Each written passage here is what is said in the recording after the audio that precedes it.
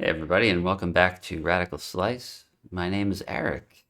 This is part 4 of my attempt to implement some of the elements from the original Legend of Zelda dungeons using Pico-8. In our last episode, we worked on adding our player's weapon and some basic combat mechanics. I would put combat in inverted commas. This time out, we'll start by fixing a bug really quickly, and we'll move on to giving our players some health so that they don't die after a single hit.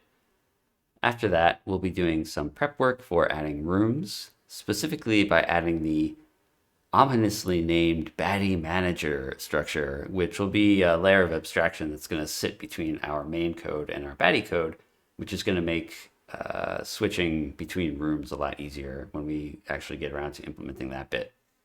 Okay, let's dive right in. All right, so there are a few things that I want to change here. One bug is that when the player dies, the whip remains. So there it is. Okay. So yeah, as you can see, like when the player got hit and died, the whip kind of like hung out for an extra second. So we want to go ahead and fix that bug first. This should be pretty easy. So right now, I think the whip is being drawn while the player's state is attacking. And so if we remove that state when the player dies, hopefully that'll fix the issue.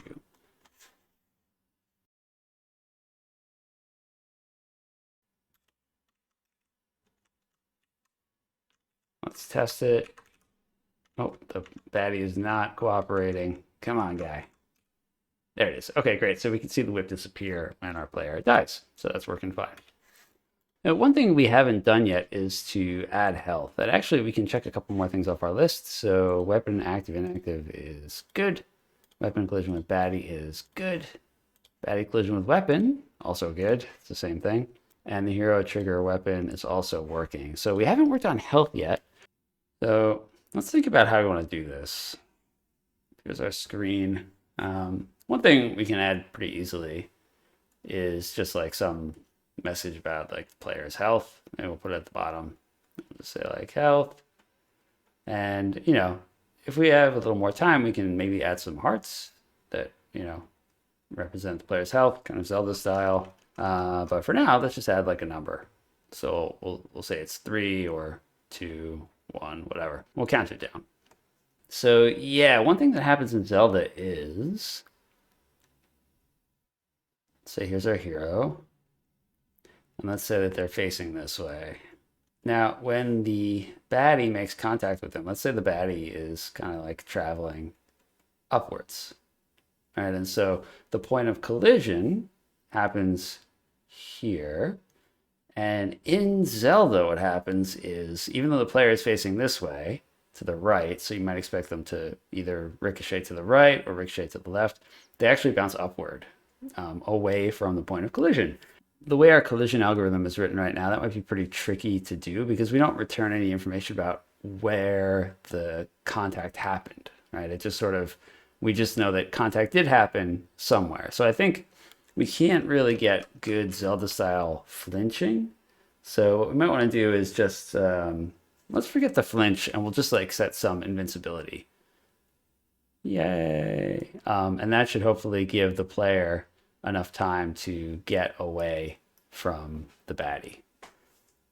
Okay, so let's see. What do we want to do here? We know we need to add some health. And we'll initialize that to 3. And we also want to add some invincibility.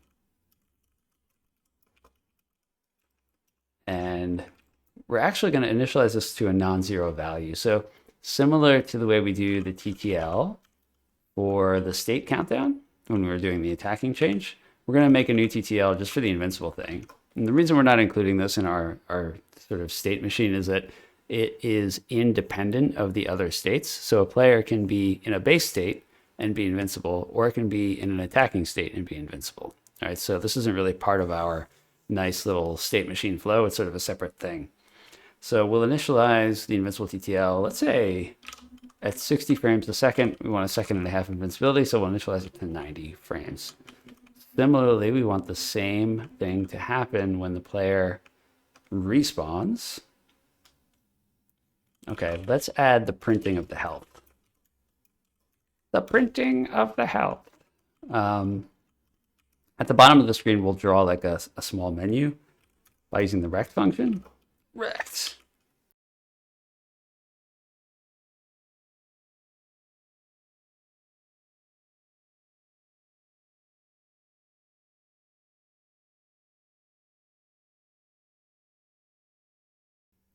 Fantastic. Okay, so now we're printing the player's health to the screen. The next thing we need to deal with is the collision code.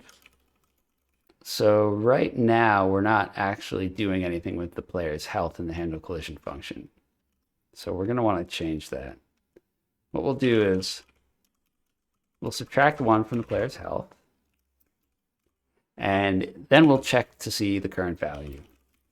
So if the player's health is, let's say, less than or equal to 0, even though it should never be negative, it's best to just do that anyway, then we'll consider that a death, and we'll respawn the player. Otherwise, we won't do anything. I lied. We will do something. We're going to set the invincibility timeout in both cases, right? So if the player gets hit and just removes or just loses some health, or if they respawn, we still want some invincibility. So let's invincibility TTL, we'll set that to 90, and then that should be enough. Now, the other thing we need to do is to give some sort of visual indication to the player that they are invincible. So we'll go to the player's draw function. I think what we'll do here is just like a palette swap. And let me pull up my docs to remember how the heck to do palette swaps in Pico-8. I don't remember. One thing that can be a useful trick that I've used for this sort of color cycling thing in the past is to keep some sort of count of the total game frames in some sort of global counter. And maybe you loop it after every, 1024 frames or something, and then kind of use that as your index into some list of colors. So let me show you what I'm talking about. Let's define in our main a frame counter variable. And this is going to be accessible from everywhere, which is not something we want to do too often, but we'll use it here because it makes sense here. In the update function, the first thing we'll do is actually update the frame counter. And then if the frame counter gets too big, let's say it's greater than 1024, then frame counter, we'll set it back to 0. So we're just looping every 1024 frames. Okay, so now we have this number that is going to increment every frame. And then what we're going to do here is set up some colors. So white, we'll take color 7. We'll take this green, it'll be color 11.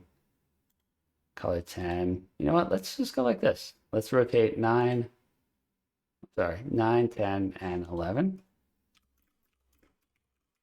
And we'll use that for the clothing colors.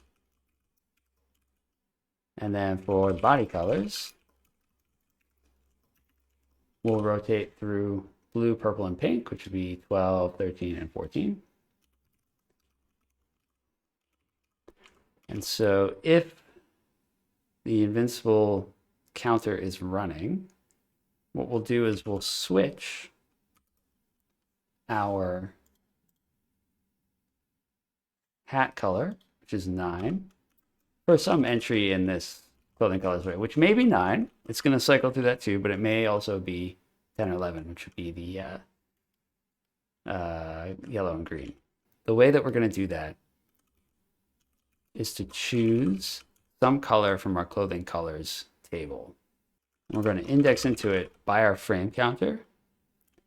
But of course, the frame counter runs from 0 to 1024.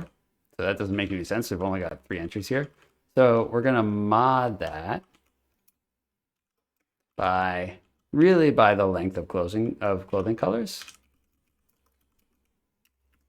If you're not familiar with the mod operation, look it up. It's kind of like taking the remainder of a number rather than the quotient when you do a division. It's kind of like a funky division. So if we take the modulus of the frame counter based on the length of the clothing colors, that means we should always get 0, 1, or 2, which would give us the right entry here. Although Lua uses 1 based index for table indices, which means we want to add one here. Oh, that's annoying. Lua, why are you so annoying? We're going to do the same thing for body colors, and we'll use body colors here. So now what we're doing is we are swapping, or we're actually cycling through a few different colors that make up our player's palette. Then we draw the player here. And then once we're done drawing, we want to call pal with no arguments just to reset the changes that we made. So it doesn't like make the whole screen color cycle, just the player part. I don't know if that's going to work, but let's give it a try. Oh, that's pretty good. So the skin color isn't flashing, which is weird. And also, we forgot to deduct values from the invincibility timer. So the player is just like, always flashing. It's always a party. That's not bad. It would be cool if the player's face is also cycling. So we'll go ahead and add that. Why don't you cycle? Oh, because this is color 12, right? Okay, great. And also for the update, we're gonna, for every frame, if player.invincible TTL is greater than 0, then player.invincible TTL equal 1. And the other thing we need to do is update our collision code so that it only runs if the player is not invincible. So if the invincibility timeout has expired and it's already at 0, we know that the player can take damage again. So we'll run the code. Otherwise, we just skip this whole gosh darn thing. So now, hopefully this will work. Okay, face is flashing and outfit is flashing. That's good. So if we take damage, cool. Yeah, so there's invincibility. We only took 1 point of damage. We take another one.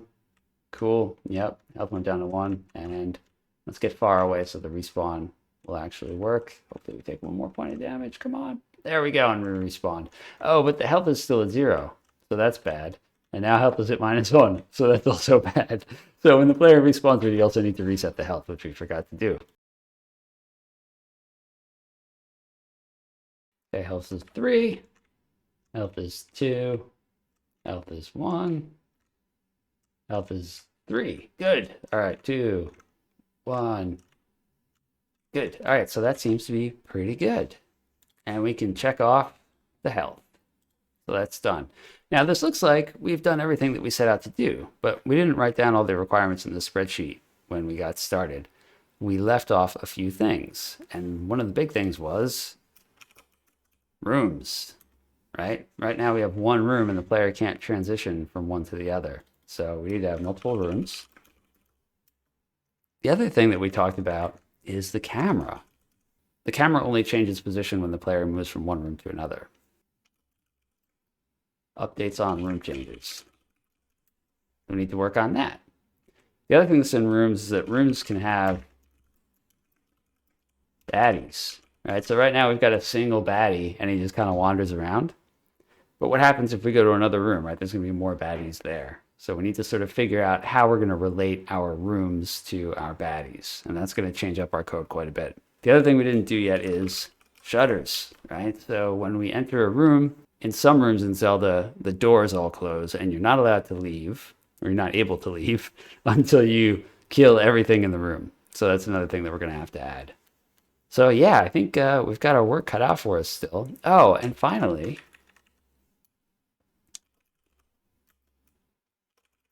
we'll have to add some sort of item that will allow the player to finish our little slice.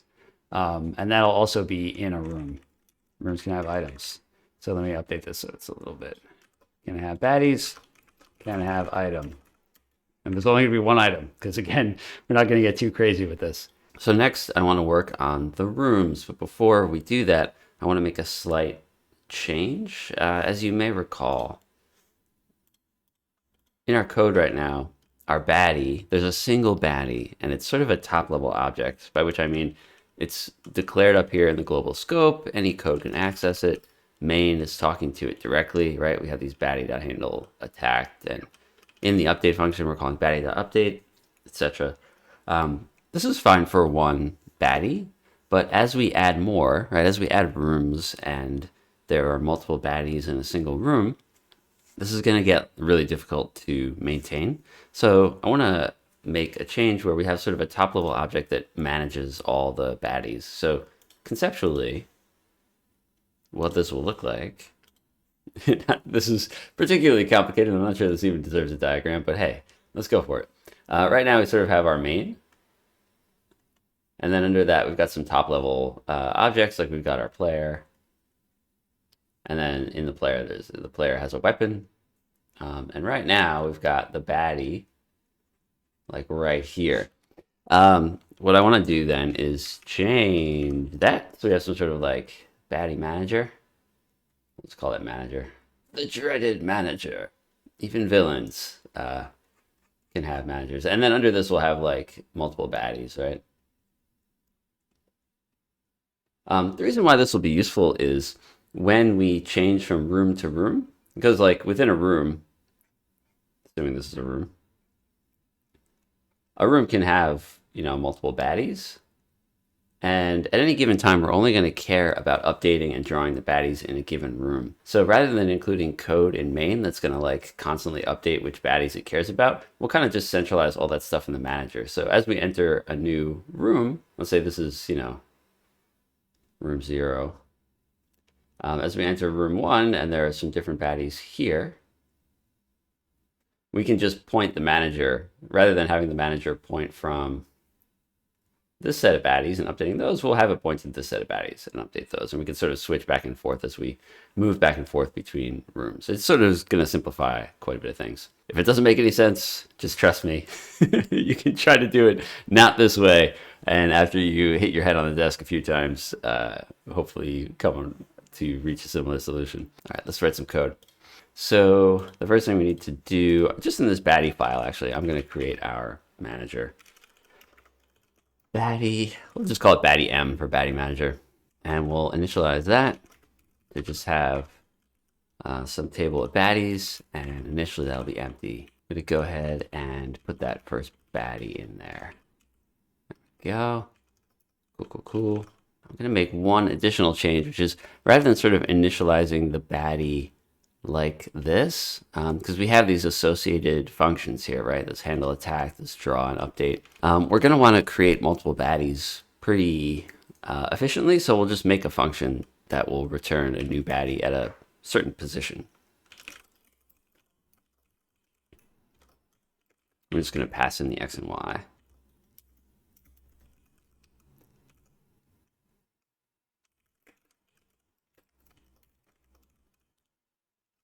We use the same structure here, like that.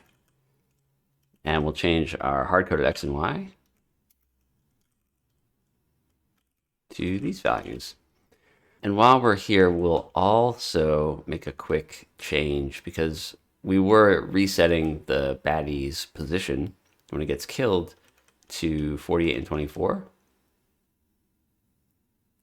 Instead, we'll have sort of a starting X and Y position. In case we need to reference this, which I don't think we will, because we're not going to have the baddies respawning anymore. But just for consistency's sake, we'll initialize a starting X and a starting Y, so we can track those values separately in case we need to reset the baddie's position for some reason. We also have these associated methods here, and I'm going to make a change here. So rather than having them on the baddie object itself, we'll just pass in the baddie as an argument. Now in our baddie manager, right now we only have the one baddie. We're not going to change that right now. We'll just call new baddie, and I think it was at 48 and 16, I hope. Oh, 48 and 24. I can see the values down there. Okay, also we'll just make this update here just for consistency to respawn the baddie at starting X and starting Y. Even though, again, I think we're probably going to get rid of this feature in a bit. The other thing about the baddie manager is we want to handle the updating and drawing of each baddie through the manager, rather than through calling the methods directly from main. So we'll set up some associated functions to use here. Baddie m.update. And we'll use a for each. baddie m dot baddies.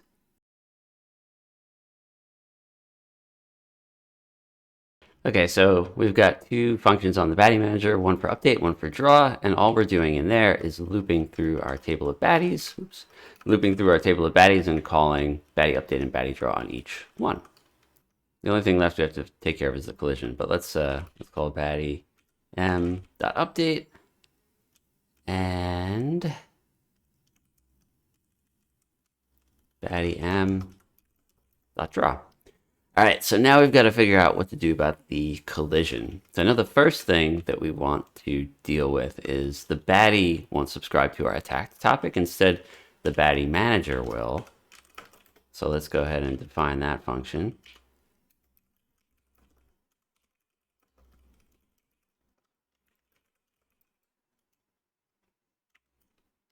And this function is actually going to take as an argument the baddie that was collided with or collided upon by the whip, because that's the one that we're going to want to, in our case, in our initial case, respawn, but actually later we'll sort of unset it. We will kill the baddie and make it disappear. We're also going to make a small change to the way our collision code is being done. So as you can see, we're still referencing this the global baddie here, and instead we want to loop through and check all of the baddies within the baddie manager. I can't really think of a good way to not do this part in main. I mean, we could have some sort of collision function inside the baddie manager that does the looping, but that feels like sort of over correction. So instead, instead I'm going to use a for each here. So we added a for each here. We're checking each baddie in the loop. We're just going to call it B for simplicity to see if it collides with the player. Similar thing is going to have to happen for the weapon code. So if the player's weapon is active, we're going to check the baddie in the loop against the player's weapon. And if there's a collision, one change that we're going to make here is we're actually going to pass our loop baddie, our B here, in the event payload. So when we create an event, we can also send just arbitrary amounts of data along with that event that might be relevant to the handler code. In this case, we care about the baddie because the handler code is going to decide if the baddie dies, if it respawns, if it does whatever. And if we have multiple baddies, that code needs to know like which baddie hit the whip, right? Which guy should I kill off? So we'll pass that in our payload. That's the wrong syntax. Baddie equals B. So what this will allow us to do is in our handler code here, inside this payload variable, now we know that there's a baddie that got hit by a whip, so we can handle the code appropriately. Oh, one mistake I made was in the new baddie function, I forgot to actually return this value. So let me just go ahead and do that. Okay, one bug that I caught when I tried to load this up the first time was down here, we're actually calling new baddie inside this extra level of nesting, so we don't want these guys here, right? So if we had multiple baddies, it would look something like, this. So we didn't need those extra curly braces, and that was causing all kinds of problems. Let's see if this will load now. Okay, so if this works, we should see nothing has changed. Hopefully. There should be one baddie walking around and our guy walking around. And yeah, okay. We're good. We're good. Let's see what happens if we... Oh, what's interesting is he doesn't die. So our guy can collide with the baddie, which is good. That collision works. But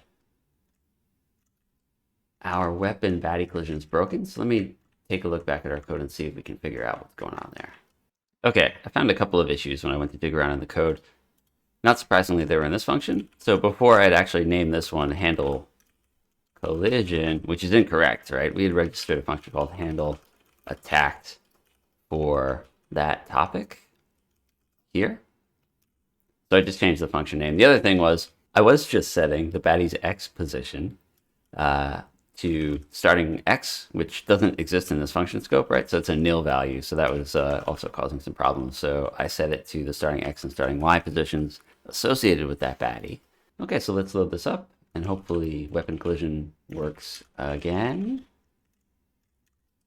Cool. Back in business. Okay, now it should be fairly trivial for us to add a second baddie. So let me go back to the terminal here.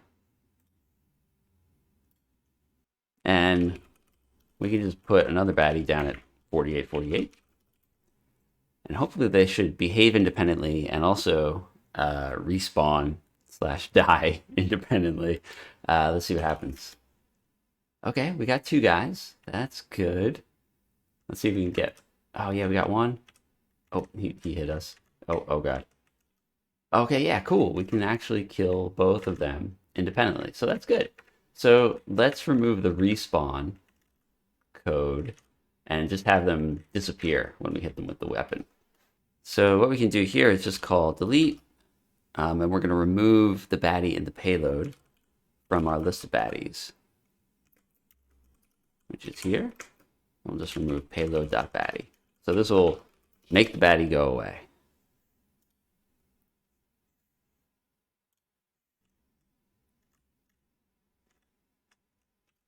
All right, gone. Okay, and now our guy is just lonely in his room. Okay, cool. So that kind of sets us up to be able to do rooms. So let's take a look at how we can do that next.